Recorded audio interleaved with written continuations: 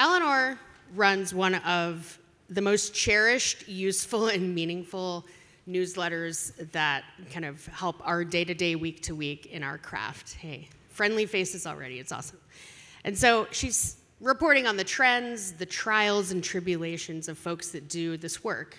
So we're gonna click in for a little bit. We're gonna start with sort of, I'm trying to use the Axios Smart Brief model here. One big thing. One big thing. Eleanor, can you tell us, inquiring minds want to know, the story behind Axios Communicators and how you got to be doing this amazing newsletter and work in our field? It's interesting. Well, thank you for having me. Thank you for starting your morning with me, and also just creating a time for communicators to get together. So this question is actually one that I get a lot, and people are very generous in thinking that it was my idea to create this newsletter. It wasn't.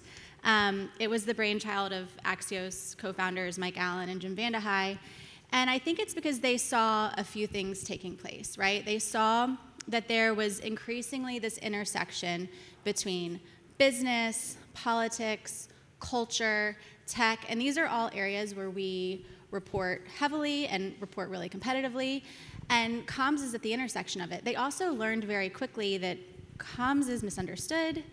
It's also really hard to be a good communicator.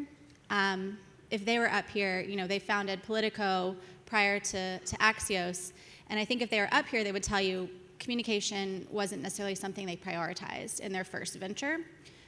They made a change with Axios, and they also started having CEOs come to them and say, my employees are reading your newsletter, but they're not reading my emails. Also, it's 2020, no one's together. Everyone feels very divided. Everyone feels very out of alignment. We need strong comms. Can you help us communicate? And that kind of brings it to the second point of, you know, Axios was founded on smart brevity. They have a very clear communication style. So when this opportunity, you know, was presented to me, I was like, oh, this could be really interesting, because you're right, there is a misunderstanding of what comms is. There's not a clear place where you can go to really learn and grow. I think we do have a lot of really great trade publications that cover the business of PR. What I try to do in my reporting, though, is to cover how comms impacts the business. So you'll see a lot of my stuff is around corp comms, or, you know, a lot of political conversations right now. But really what I'm trying to show is like how comms can help elevate and impact the business. And you're also seeing it become elevated more and more within the C-suite. So, you know, for the first time, a majority of CCOs are reporting directly into the CEO, which is great. We're also seeing this evolution of the comms role. What we've kind of dubbed the CCO plus title has outnumbered traditional CCOs for a while. So the function itself is becoming elevated, and I'm just happy to kind of highlight those topic and trends that impact how leaders, brands, and employers are communicating. Right. And I think when we were talking before this, you mentioned how you became, you know, head of the newsletter, and you actually came from comms, and they wanted someone that actually came from the profession to help bring this to bear, right? Yeah, and that's something that we're focused on across all of our offerings is, you know, at Axios, we want to be the most trusted place for news, and in order for you to trust what we're reporting, we also want you to trust our expertise. So everyone who covers a newsletter is an expert in what it is that they report on, whether they're practitioners like me. I came from the comms world. Sarah Fisher, who I know you'll hear from later, kind of came from the ad media world. That also means that we know our audience, and that's one of our big values is audience first. So whenever we're thinking about what it is that we're writing, even down to the word count, right? Like we're thinking about the audience and the end user experience. And it's funny, when I first launched this newsletter, I was in kind of this brainstorming session with Mike Allen, who is, you know, the king of newsletters at this point. And he was like, I want you to think of this newsletter as a person, like an actual person that you know, that you want to read your newsletter. Like, who is your ideal CCO? And what would you write to them? What would be most useful to them, but also to their team? Maybe it's something they could send up to their CEO. And so for a long time, I was like in my head writing to an audience of one, you know, what would this person need to see? Also, I think it does help that I've been in these conversations, I understand the nuances of communication. There can still be a misunderstanding of what comms is from journalists. Somebody once asked me too, how is it being a flack in a newsroom?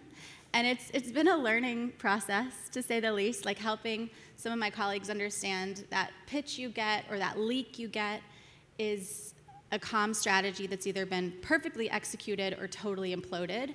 And what I'm trying to do is figure out which one it was, figure out what happened, and then what learnings we can glean from it. Got it. Thank you. Well, actually, that might be a good segue, because we were trying to do this with Axios milestones. So that was basically one big thing. And we can move to Eleanor's thought bubble. And on that note, we can kind of look at 2024. And you were talking about imagining your audience and who you're working to connect with. So we talked before this, getting into 2024 and looking at some of the big trends and inflection points of this past year. A lot of it ended up coming around to this concept of audience. Can you explain more about that? Yeah, so when I think of the big things that happened in 2024, AI was big. In 2023, I think AI was just kind of something that people were experimenting with, and then in 2024, teams were actually implementing it and integrating it into their work. And you and I were talking this morning, Coca-Cola now has an AI-generated ad that is out there with the polar bear for Christmas. So it is very much here, it is being integrated. That was a shift we saw in 2024. Another thing we saw a lot of in 2024 was just this fragmented media landscape. We refer to it as the shards of glass theory at Axios. But basically, and this has been happening for a long time, but there are more and more places to go for news and information. Audiences are kind of going to their shards or kind of their algorithm bubbles and staying there. And so as a media entity, how do we respond and pivot? But also as communicators, how are you finding your audience? Where are they? There is a lot of data out there. This is kind of the golden age of communication, because you can use data to find the audiences that you're trying to reach. And there's a newsletter or a podcast or some sort of social media platform for any audience at this point. But now it's just trying to figure out where to go and how to use your resources and break through. And I don't see that going away anytime soon. And I'm sure the panelists to come will really get into that. But the third one that I think was different in 2024 was this kind of shift towards more strategic silence. So you saw a lot of companies maybe walk back policies they had previously implemented around diversity and inclusion. Maybe some of their ESG policies were reframed. You saw a lot of companies go quiet. There's a lot of talk about the pendulum swinging back and forth. I think it was a shift towards silence, but it wasn't it's not something that's sustainable, and I don't think that silence is going to last into 2025. Got it. So we'll definitely want to get to 2025 in a moment. As on the media brand side, I just want to click in on the audience fragmentation, because your audience is very, loyal and passionate folks like us. Are you finding any sort of other shards of glass going on maybe the total Axios newsroom side, but even within how you're trying to reach folks like us, is there any glass sharding happening that you've been experiencing from the media side?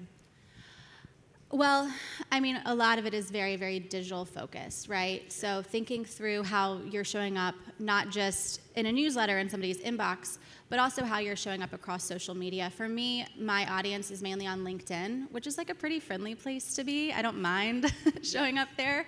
But it's really figuring out where your audience is and then taking your message to them. I think what you're going to see more and more of is more media entities will have to lean in to digital footprint. There's, Pew after Pew study has come out and said more and more young people are getting their news from TikTok. More and more young people are getting their news from, unverified news influencers. And there's actually a study coming out in 30 minutes maybe, around what a news influencer is. And so it's by and large, a majority of them don't have media backgrounds. They don't associate or are affiliated with any sort of media entity, but they are people who have a huge following and are constantly talking about news of the day, current events, and politics. And we find that those people are influential because their followers trust them, they align with them, and they feel like they have a personal connection to them. Sure. So what I think you're going to see more and more of is media companies really investing in their individual reporters and building up their brand, but also establishing trust with their readers in a way that isn't traditional. People often ask me, like, who do you see as your top competitors? And I think that answer would vary if you're talking to like our business side of the house. But as a journalist, some of the places that I think of as competitors are like, Puck, I think, does a really great job of elevating their individual reporters, building community around them, building new revenue models around them, whether it's, these community calls that they have or the podcasts that they have, the in-person events that they have. They're really establishing a connection, and they're also establishing it around a person, not necessarily a masthead. Yeah. And then another one I think about is Substack. Like, sure. There are some Substack readers that I'll read every word that they write, whether it's an ad or not, because I trust them and I enjoy their writing. And so I think you're going to see kind of this pivot away from maybe building everything around a brand and maybe building it more around individual reporters. And so that's something that we're tracking closely, and I know that it's something that big brands and corporations are tracking too. Do you feel like you have a personal brand in the communicator professional I've had to journalism? build one, yeah. And that's like the cringiest thing to say. I have. I've had to build I'm it. here to say I don't think any of us feel that cringe for you, but it's probably interesting on the other side. Well, you should see me when I'm trying to record like vertical video talking about a news story. Like I've had my husband walk upstairs and be like, "What are you doing?" Like, I'm on TikTok. Just leave me alone. So no, it's not natural. Sure. And I think it's also because I come from a communication background, right? Like, I'm used to wearing all black. I'm used to standing behind the stage, right? Not in front of it. Yeah. But that's part of the job now. And I think it also says a lot about kind of the future of journalism, is that you might need reporters who are comfortable building a brand, are comfortable stepping, away from their computer screen, are comfortable being out there and more social than maybe they once were. I think the people who will be very successful on Substack have that entrepreneurial spirit and are okay with building a brand around themselves. But not everybody's wired that way. Sure. And I, sympathize with both. Yeah. Well, before we head into the outlook, I have one other question that came up. So on the flip side, you hear from us in the profession, all the time. So how has the comms profession, if we can even be blobbed into a monolith, but how have they been working this year to kind of respond to connecting with these new intermediaries? If there's any trends you see, or that you might, you have a report coming out in 2 weeks, but otherwise, anything you can share about this year and what you saw in the profession responding to this growing trend? Yeah, I mean, the phrase, I'm from Alabama originally, so the phrase that I always use is like, communicators are very much hunting where the ducks are. Like, they know what outlets need to reach their target audience, whether that's employees or shareholders or regulators, whoever that is. They know where they need to go. And if that's a Substack, they're willing to put their CEO, on that Substack. If they're running for president, they're willing to put their, candidate in that chair for 3 hours on that podcast. So I think that you're seeing more and more of that. I think the very interesting part is like where people are spending money and advertising, and increasingly you are seeing ads pop up across Substacks. And the way that is integrated, I think, will change. The other thing that I think we should highlight too, though, is that like a lot of these news influencers, whether they're podcast hosts or content creators or Substack writers, like, they aren't necessarily beholden to the same editorial standards of a traditional newsroom. Now, if you're a CEO or a candidate hoping to connect with an audience, that could be a really great thing for you, because you don't have to worry about the tough questions. Mm-hmm. You maybe can go back and forth and talk about, questions ahead of time. There might be some gray area there that can work to your advantage, but from a journalism perspective, it's the Wild West, and it's a little scary, right? And especially as misinformation and these algorithm bubbles, and it's an interesting time, and I think you'll find a lot of traditional journalists are really concerned about that. For sure. I hope that, I'm imagining that's going to be a theme today. Where's the sort of new Society for Professional Journalism kind of commitments in the way that information is spread and talked about? So, yeah. So if we did want to get into sort of our what to watch Axios milestone, you were going back to what you think is looking ahead and how these companies are going to maybe pendulum swing, but the strategic silence period might have to be over. Can you say more about that and what you think, what dynamics are swirling around that would kind of force that to change? Sure. I think 2025 is going to bring a new environment for communicators, both with internal audiences and external audiences. I'll talk about each of them, but as you mentioned, like in 2024, companies kind of had this privilege of being more heads down, not saying as much, not doing as much around what could be, deemed as like political, social issues. I don't think they're going to have that same luxury with the new Washington that's about to take power. I think there will, if you just look at the way that this administration might work, according to the reporting of my really smart colleagues who cover politics, there's a guarantee of 2 years where this administration can get things done and fulfill the promises they made to their voters, right? And really, if you kind of dial back, there's 18 months after all of the transition time and appointment times and hearings, et cetera. So 18 months is really the window to get things done. So in 18 months, you're probably going to see policies that could impact employees directly, whether it's immigration policies or healthcare policies, whether it's, tariffs or business-related policies that could impact labor. These are issues that will affect employees, and there is now an expectation from employees that when that happens, business leaders, brands, companies will either communicate it directly to them or offer resources of some sort. And also, if you zoom back, like outside consumers, the general population also expects that. They want companies to take care of their employees. But if these policies are also going to impact your business, your operations, shareholders also want to understand. So I think you're going to have to see a lot more communication around policy and politics than in the past. Yeah. The other part of that, too, is like the rhetoric could change. So what you're hearing from the White House briefing room will likely sound different. The rhetoric could be different, and leaders might have to respond to that as well. Okay.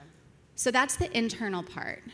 The external part is like, I'm sure many of the journalists who take the stage will tell you this news cycle already under an incoming Trump administration has been pretty wild. Like we're back into that wall-to-wall coverage, really frenzied, a lot of, controversial picks and unconventional appearances, and it's just wall-to-wall once again.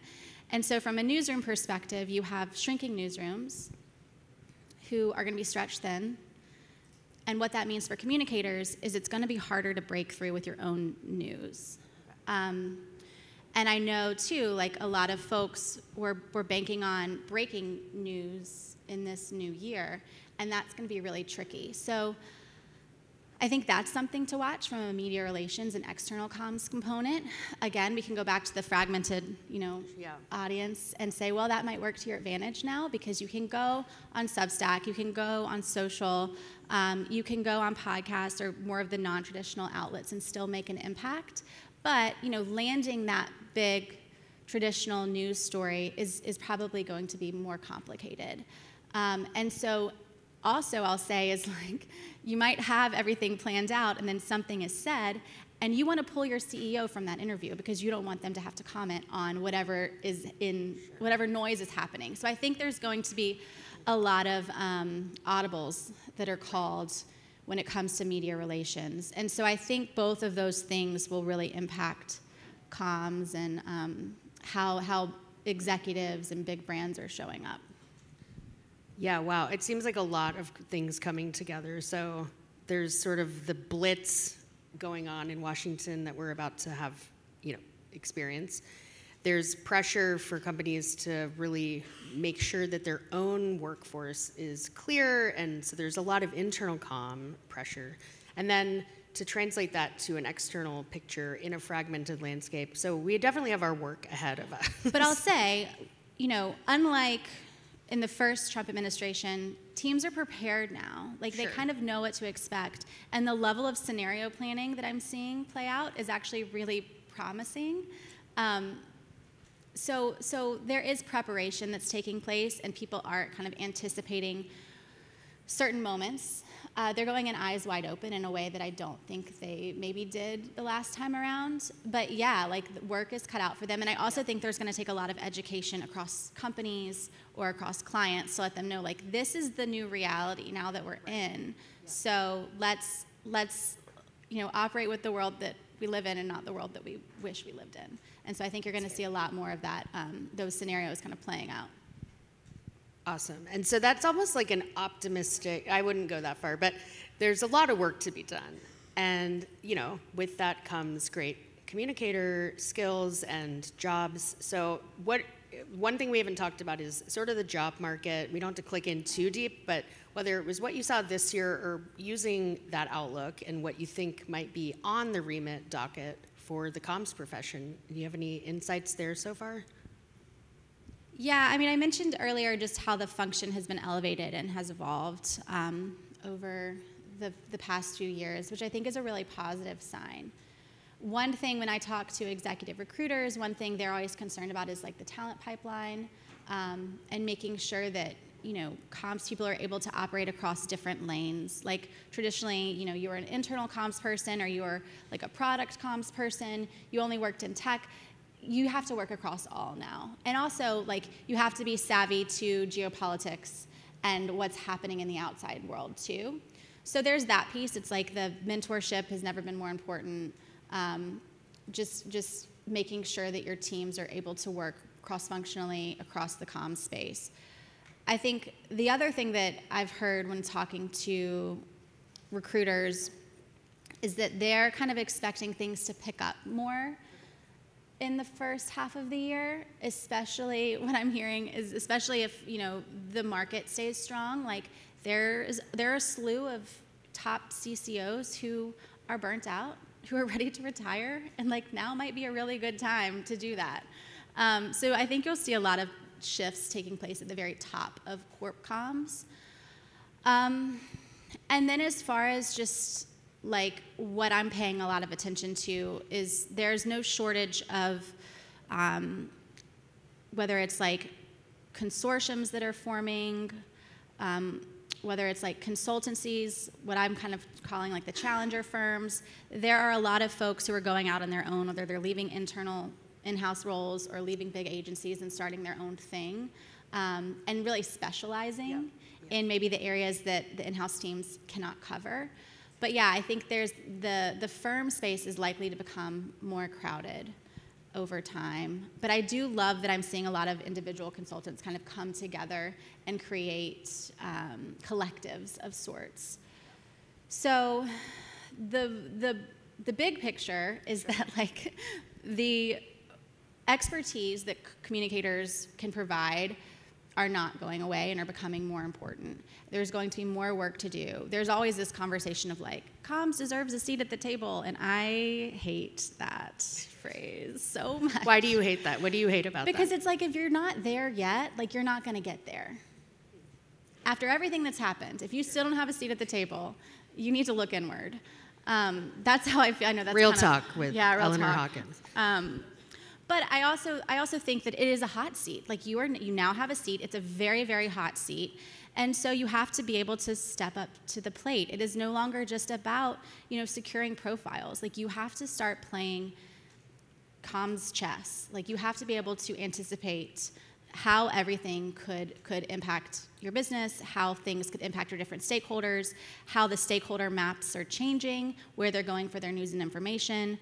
So it's becoming a more important role, and I'm happy to see that teams are kind of elevating and also scenario planning and being prepared to step into these roles.